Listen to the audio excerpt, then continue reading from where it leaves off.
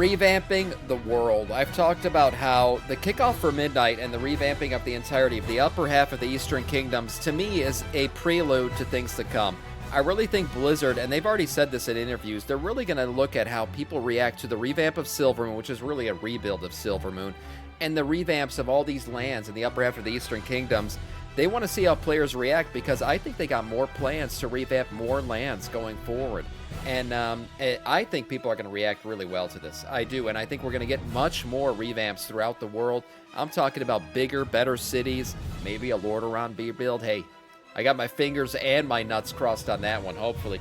We'll see what happens. But anyways, Blizzard just got specific about world revamps. Let's check this one out from Bellular and see what Blizzard's talking about when it comes to revamping the world of Azeroth. Sponsored by Squarespace. There's a vision we share, and the older the game gets, the more we want it. It's zones recrafted with modern tools.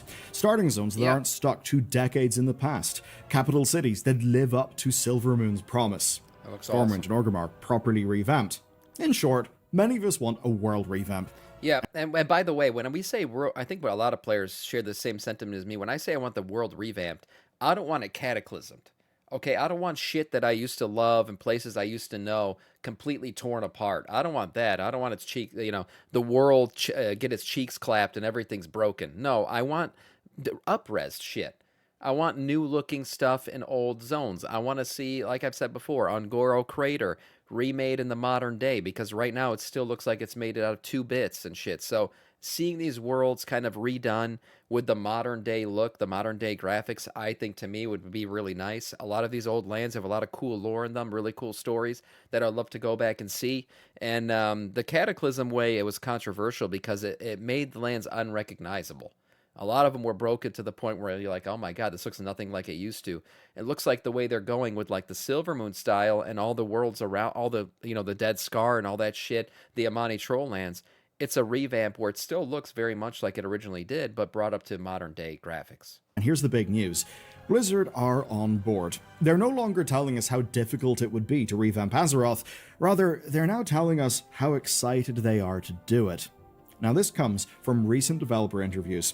Essentially, reception to Silvermoon has been overwhelmingly positive. They're really happy with Northrend, which is being revamped in The Last Titan, and that means they're now asking themselves what comes next. What's on their mind? Well, zones like Stone Talon, Durotar, and Starting Zones have all been mentioned. So, today, let me show you Blizzard's all-new... Northshire Abbey getting a freaking full revamp? That'd be crazy. I'm telling you, these old zones, I'm so nostalgic for them. Seeing them kind of redone, maybe Goldshire, getting a nice new makeup and revamp, that'd be cool too. Really nice for, Moonguard, revamped in, right? Lion's Pride in, so they can go to the bedrooms up there and enjoy their revamped sex. Who knows? A lot of shit's possible here. Revamp philosophy, and how it points to foundations already being laid. So many people playing WoW, it can be hard to stand out, hard to get the perfect mog. It's a bit like that online. Everyone's online, but the question is, do you look pro or do you look forgettable? And today's sponsor, Squarespace, has been shipping serious upgrades to help you in that, and they're worth paying attention to. RP, yes. Here is Finish Layer. It's the kind of new headline feature. It gives you professional grade animation, scroll effects, and transforms. It's the sort of polish that used to require hiring a developer, and it turns a standard site into something that is immersive, and it's all built into their editor. And of course, that's all on top of their blueprint system that walks you through building your own custom template, asking you what pages you need, suggesting fonts that work together, and a color palette that ties it all together. So you get no blank canvas paralysis, you get guided decisions that are based on their 20 years of design experience.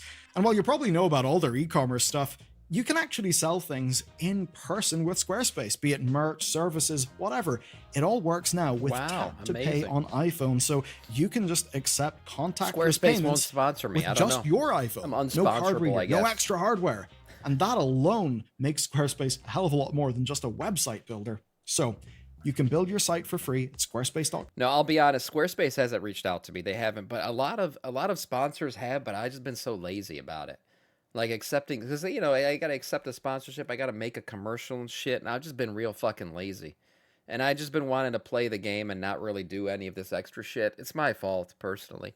But no, Squarespace themselves, they have not reached out to me. .com/Bellular Gaming. And when you're ready to If set it they live, did, use code they Bellular pay me Gaming and that'll enough. get you Maybe I'll 10% unlazy off your myself. first purchase of a site or domain.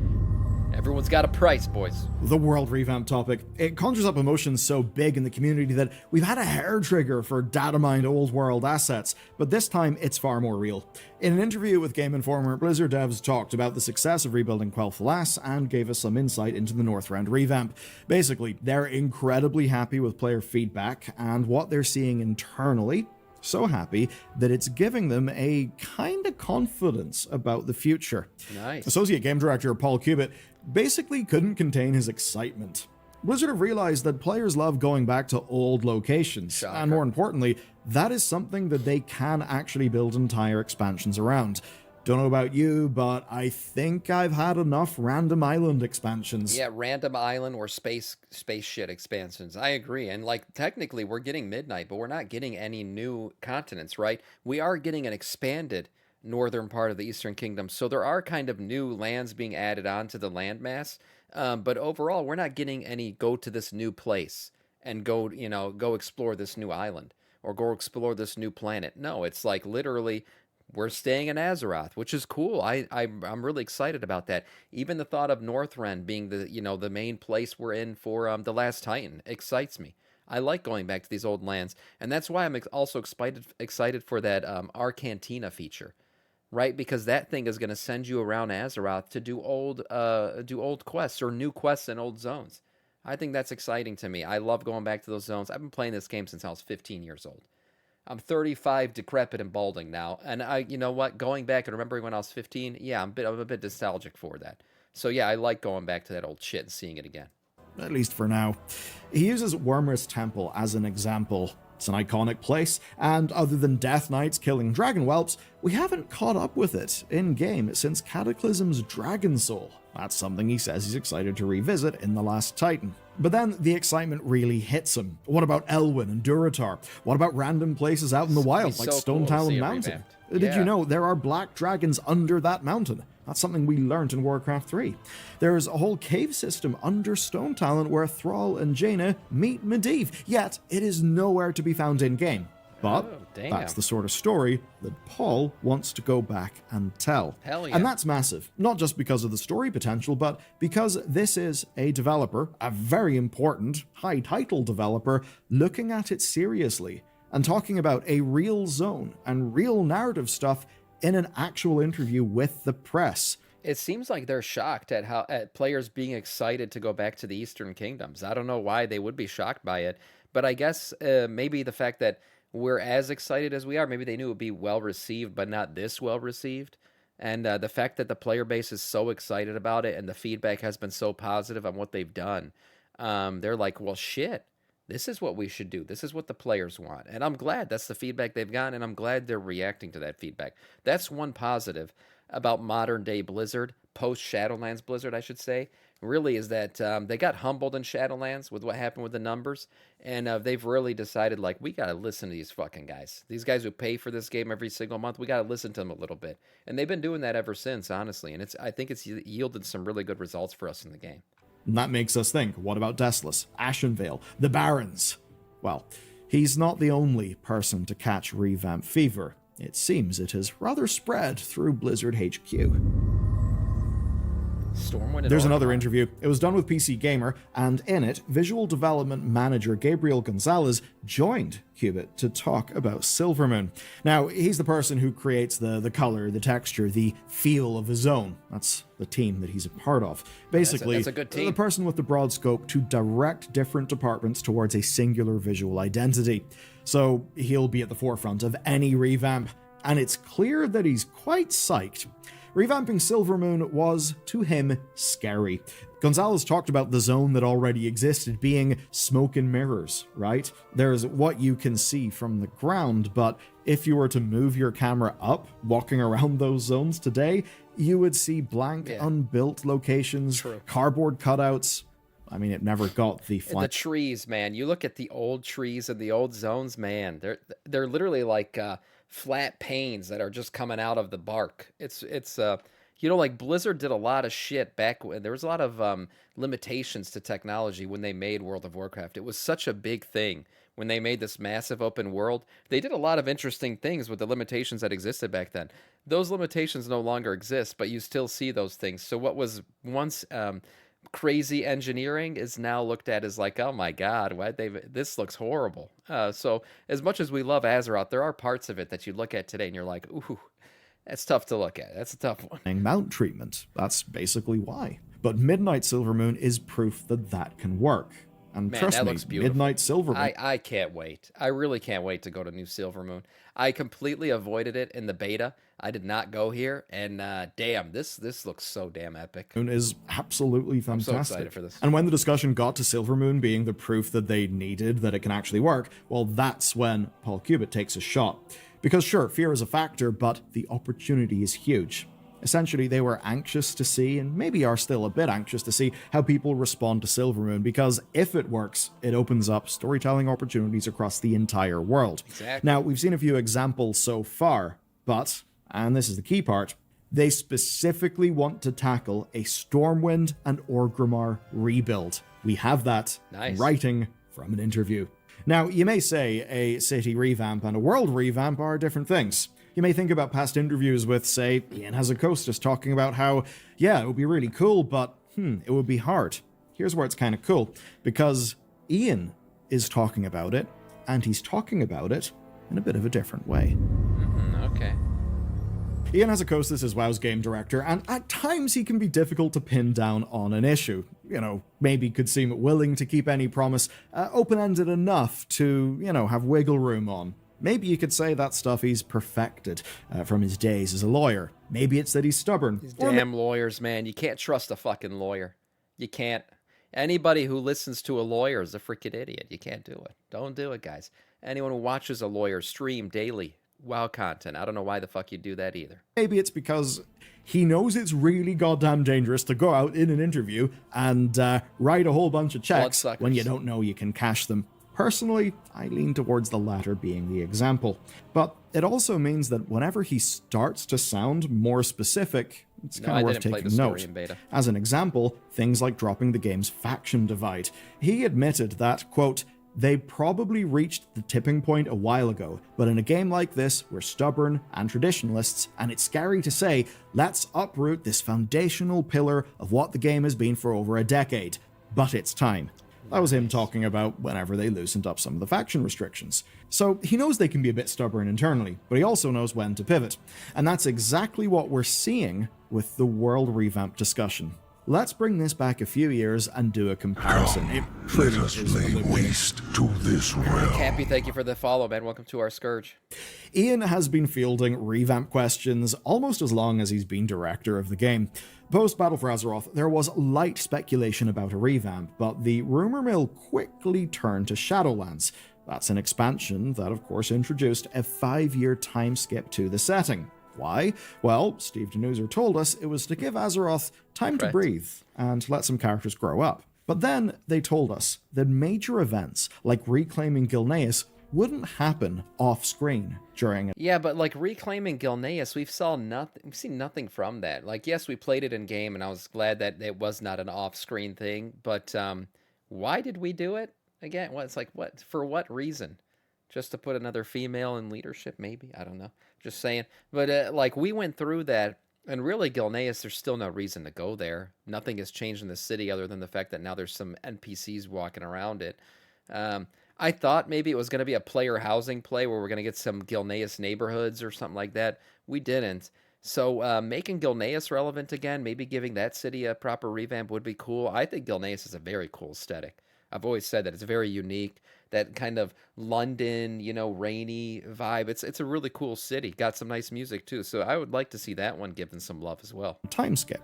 That things of that magnitude would happen in game. There's a couple housing vendors there now. Yeah. Reignited the revamp speculation. What's up, Sweater? Surely a reclaimed Gilneas could only be pulled off in a full revamp, which, if you consider the liberation of Gilneas that we actually got, I suppose is still true and on the cards. But then speculation went into overdrive whenever Ian was asked about the time skip. He said that we'd just have to see what Azeroth looked like when we got back. I mean, that's a little bit of revamp bait, isn't it? Yeah. Well, it pretty much was bait, because we came out of the time skip, not much had changed, and then we went to the Dragon Isles. It's true, man. Ian, man, the master baiter. I definitely thought we were getting revamps for sure, and he baited us into that one. Then we went to the Dragon Isles, and nothing really changed in the open world until now. Now, maybe he was hinting at the future, because they knew Midnight was a thing by the time Dragonflight came out, I'm sure, or they knew they were going to go at least towards an Eastern Kingdoms revamp at some point in a future expansion. So maybe that's what he was talking about, but he was a little bit ahead of his what's it called? Put the horse. I was going to say put the horse before the cart. This was just put the cart before the horse. Yeah, the other way around is the right way. That's how the discussion and the comms had been. But now it's time to see Ian, well, flipping Ian the never script. gives anything. No, he really doesn't. He's a pro interviewer. Roughly these days. midway through Dragonflight, Ian's tone changed. We didn't know it then, but of course World Soul Saga was already in pre-production, and the Quel'Thalas rebuild was likely in its earlier foundational stages. Right. That early success seems to be what shifted him, because in a 2023 GameSpot interview, he told us he was definitely open to a revamp at some point. That, quote, "It is a shortcoming. If you take a step back and think about World of Warcraft as an ongoing living world, that we've painted ourselves into a corner, where we have these iconic locations but can't use them because they've already been used." I remember reading that interview for the first time, and my reaction was just... Yeah, you could reuse them. Just put new stories, new quest lines. We would love to go back to these old zones. That's one thing that I was like, well, what do you mean? When he said that, I was, no, I don't know what Bell's going to say right now. But my whole thing was like, seriously, because it was already just give us a new storyline. Things can change. Old lands can have new stories.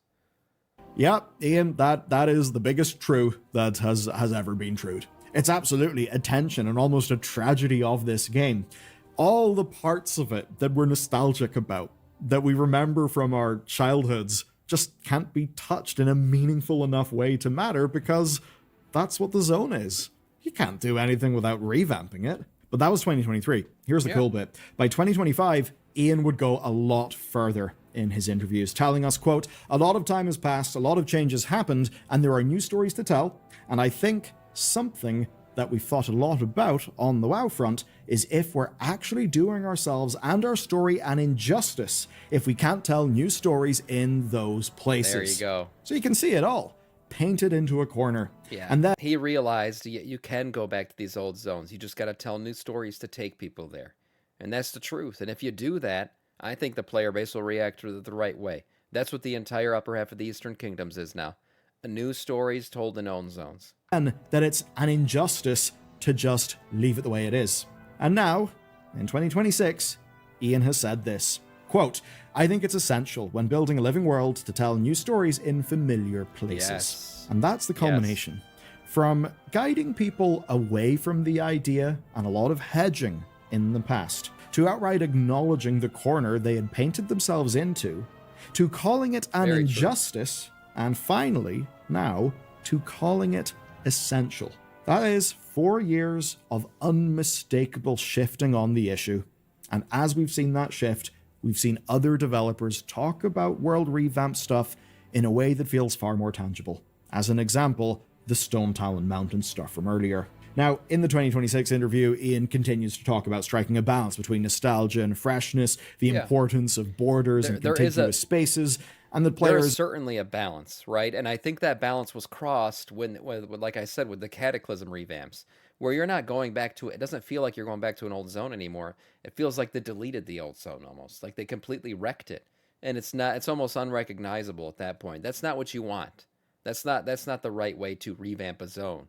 You want to revamp a zone, like what they did with it looks like we're gonna see in Midnight, is these zones still look very much like there's a familiar tone to them, but they've been brought up to modern day graphics and now have been given new stories for us to explore them as well. That seems like the right way to do it. As I said before, I think Blizzard shied away from revamping shit after the reactions that they got from Cataclysm, which were mostly negative. People didn't like what they did with a lot of these old zones. So they were like, oh, we can't touch them. They kind of went too far, right? And they were like, oh, okay, I don't like the reaction here. We're just not going to touch old zones anymore. And I don't think that was the right reaction. The right thing was, you can revamp old zones and bring them up to modern day, fidelity and everything. You just got to make sure that you do it in the right way. shouldn't walk 200 yards and suddenly be stuck with 20-year-old assets. It would be easy to handwave that away as just being philosophy, but when we take what's been said by Ian, by Kubit, by Gonzalez, I think it's clear that the Blizzard team has a direction on this issue. We've also seen them hype up that this BlizzCon is going to be talking about the next 20 years of the franchise. I'm sure that's going to mean non-World of Warcraft things, but on the World of I think we could get some new series announced, like a Netflix series or something like that, HBO. I have no idea, but I think we're going to get some new ways to explore the WoW IP, the Warcraft IP in general. And then obviously, I think Classic Plus is going to get announced. That'll be a future thing that goes on for 20 years. And then we'll see what actually gets announced with World of Warcraft. Maybe some Last Titan shit. And then what could happen beyond that. Little hints at that, maybe. Warcraft front, I wouldn't be surprised if that's when they talk about some form of revamp happening. And the good news is Midnight has proved it's possible. And possible at a high level of quality. Because say what we may about a few plot points or character things, you see the actual looks like world, a proper city. It is absolutely incredible. Silvermoon is incredible. Eversong is incredible. They've absolutely nailed the brief. They've done a good enough job that I'm actually confident in their ability to deliver a revamped Northrend in The Last Titan. Yeah, me too. And that does mean a lot to me personally. Northrend is my favorite part of World of Warcraft. If that is a success, you can guarantee Blizzard will turn their eyes to the rest of the world. And now that means we have to think, how are they actually going to do it? More real, more distant. A full world revamp would be a truly titanic endeavor. Doing Eastern Kingdoms and Kalimdor all at once would be a lot. Yeah. Maybe they'll do one per expansion. Maybe another saga where Azeroth is slowly revamped over several expansions, with each expansion putting big focus on one region of the world. That'd be cool. Maybe it will be that. There's no way of us knowing exactly right now, but Blizzard just released player housing, and with... I mean, if you divide, like the way they have it right now is they're doing the upper half of the Eastern Kingdoms, which means you still got the lower half of the Eastern Kingdoms that could be revamped. You got two halves of Kalimdor that could be... That's 3 expansions right there you could play through. You even have, like, obviously Pandaria, right? Because we're getting Northrend. You could redo Pandaria. A lot of people, I think, didn't experience Pandaria. And to me, honestly, that was one of the most beautiful lands they put into the game. I loved Pandaria. And the aesthetics, the music, everything about it. A lot of people wrote that expansion off because they thought it was Kung Fu Panda, and they didn't give it a fair chance. But I actually think Pandaria is one of the most beautiful continents they ever put in the game. So going through all those zones, I mean, we're talking 4 expansions right there. You could always do another side of Azeroth expansion with all that and the hints that we've had at that. There's plenty they could do just in the world without having to get crazy, add more islands, shit like that. That the community wish list has lost another long-term pain point. A lot of people wanted player housing, world revamp. I mean, at this stage, I think it's playable ogres and a tinker class left from the classic player wish list.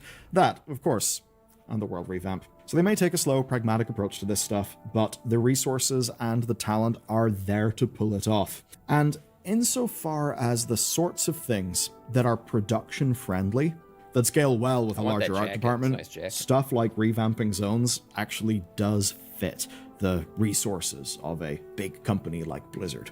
And while it's always been true, a company like Blizzard could do that, it's obvious that they were afraid to, that they were a little bit stubborn about that fear from these interviews. Look, and like, honestly, in the world we currently exist in, where Blizzard is under Microsoft, and, there's some good and bad behind that, and even AI. There's some good and bad behind that. But honestly, if they use AI properly, you don't replace devs with AI. Instead, you use AI to facilitate devs to do more. All this shit that we're talking about is much more possible today than it was, say, 5 or 6 years ago. Because now with AI and shit, you could have a developer and an artist create one tree and then have AI develop, populate that tree all over the piece of land that you're working on in different minuscule variations, rather than having that same dev and artist work on every single individual tree, right? Like, there's ways now to ramp this up in terms of revamps to make it much more possible and quicker and more doable per expansion. So, I mean, as much as AI and all this shit has its negatives, because a lot of these selfish-ass companies are using it in the, improper ways, if it's used properly, I think it can really help this game and a lot of games to give us content more quickly and have this shit done better. Yeah. I wonder if Sam's baldness is affecting his ability to acknowledge how his Canada bitch ass actually boring just repeating these wow. Ramen? What are you talking about? By the way, I'm not Canadian. The U.S., I'm American, and the U.S. beat Canada in hockey. So how you feel about that? I don't know. And from Feels pretty good. examining how Ian is talking about it, across 4 or 5 years, I think it's clear that they now have the confidence and they have the resources More to trees, do yeah. a revamp. And more than that, they have ample practice. I wouldn't be surprised if we hear about this in September this year with The Last Titan. But to get to The Last think so. Titan, we're going to be doing Midnight first. And if you're wondering, who the hell is this guy with his new haircut? What's Arator? What's going on with him? Well, watch this video next, because you'll get everything you need to know and the full journey of him as a character. And honestly, actually, I think it's quite a banger. So yeah, I think you'll enjoy it. See No, you nice later. video overall. I've talked a lot about this already. I'm very excited for what's possible right now, and wow, after what they did with Silvermoon and everything. And I think revamped worlds, new stories in the old world and everything is really the direction they should go. I think that's the best way not only to give old players what they want, because you're giving those, classic Andes are getting their classic plus, but that doesn't mean, retail players don't love the classic world. We do. We just don't want to go back and replay shit, the old shit. We want new shit in the old world. And I think that's what they could give us. And I think that'd be a great way, again, to give old players what they want and also introduce new players to the lands that we fell in love with when we started playing this game.